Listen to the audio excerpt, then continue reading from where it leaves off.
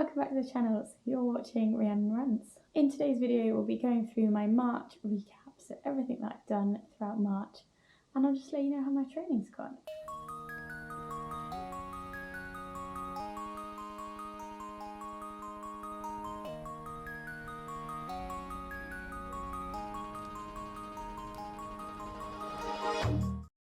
So those of you subscribed to the channel, you might know there hasn't been very many videos in March. I just haven't had kind of like the time or the capacity really to do it. My head's just not been in running at the moment, and that's okay. It's alright to have a break sometimes. But what I will do is I will take you through all of my training that I've done throughout this month.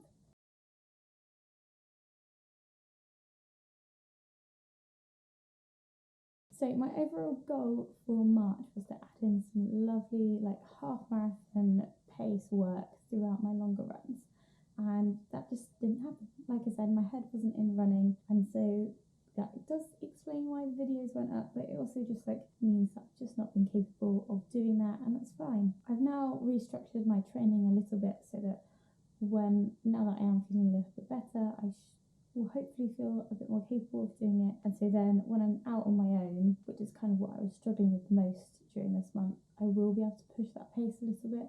It's just this month I just didn't really want to go out and do that half marathon pace work on my own. Like I just couldn't bring myself to do it, so it just didn't happen, and that's okay. I'm going to move on, move past it, and just be like, okay, March was a no for my goal, and that's alright. Let's move through it and let's go.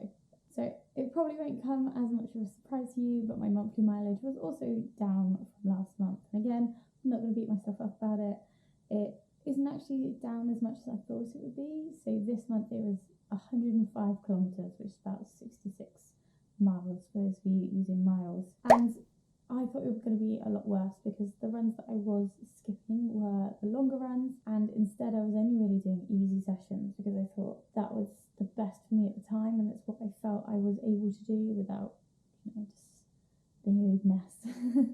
So that's what I did. I did a few longer runs, but they were with like people around me and they were kind of slow, so nothing really working towards my goals or anything like that.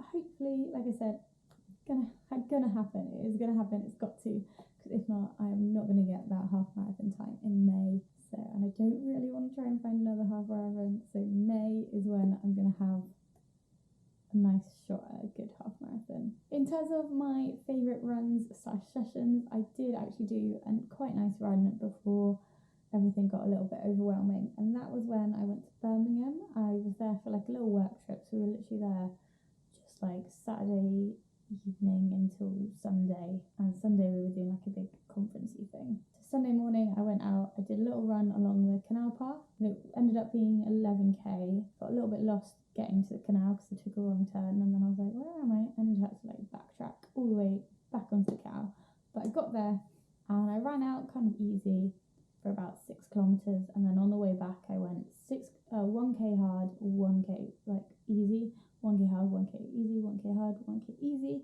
and then got back to the hotel and just got ready for the day. And it felt really nice, like pushing myself, and by the end of it I felt really strong.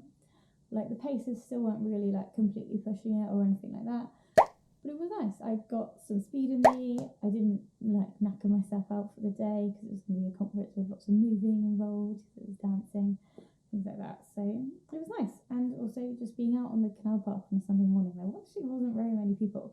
I don't know why. I was like, this is weird. I feel like canal paths are like the go-to for a nice little Sunday long run, but maybe everybody in Birmingham was over it and they were like, oh, no, we don't want to do that anymore. I think it was actually quite early though, to be fair. I think I left the hotel at like 6:30, so maybe everyone was still in bed, which is fair enough, Do you guys run when you're on holiday or on like little work trips? Let me know down below what like the best random run you've ever done is. I feel like all the trips I will normally take to Birmingham, so but I do a few, like if I go to London to like see a show, I try and do like a little run maybe around like a park or something. I try and get like different parks every time I'm in London, but most of the time I end up in Hyde Park.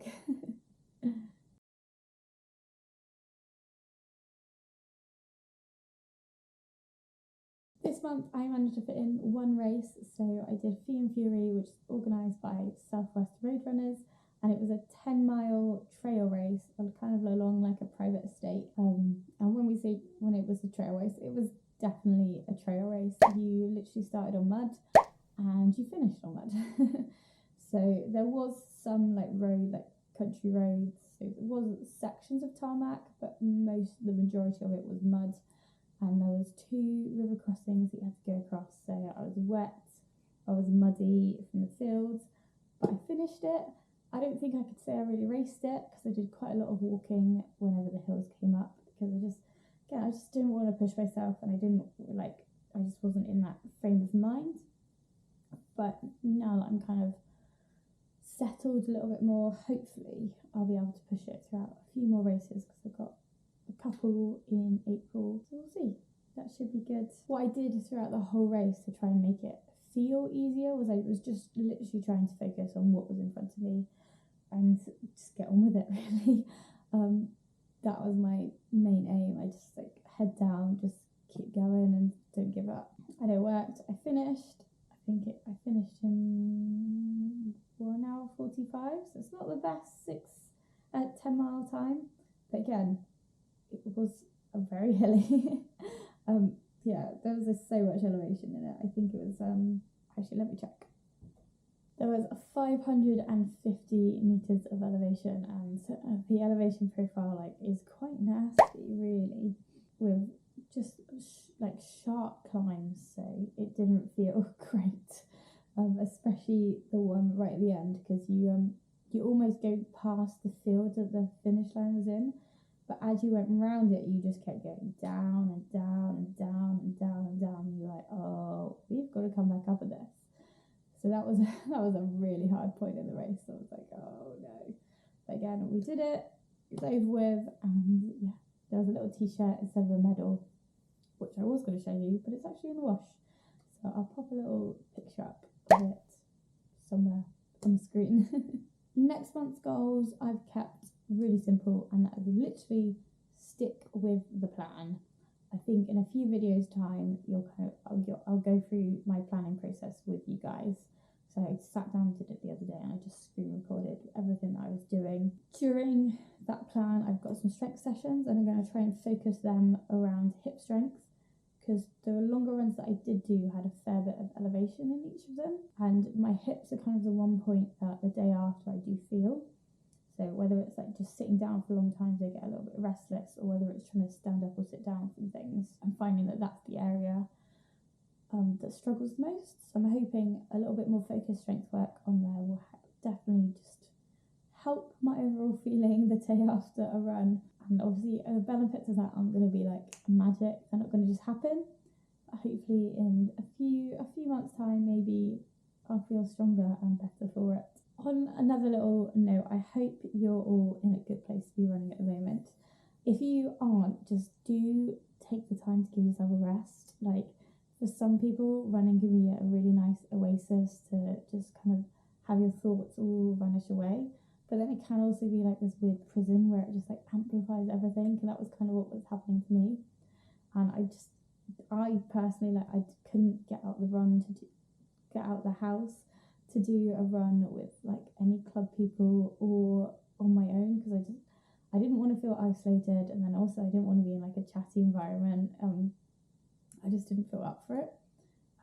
So I just took a step back, and I just felt I don't want it to heighten my emotional state right now. I just don't want to be crying on the roadside. So that is what I did. I took it easy. I did a few runs with my partner, and at the end of the month I did manage to do a race, even if I was just quiet the whole time. Hopefully just stop comparing yourself to other people, really. Do what is best for you and not for everybody else. At the end of the day, it is a journey and it's a process, and we're not all meant to just be the best all the time. And that's what I found. During March, I just couldn't run, and I was okay, let's take a little kind of break, let's not do as much, and let's refocus all my energies into just feeling a little bit better and a little bit happier. So that's what I've done, and hopefully come out the other side now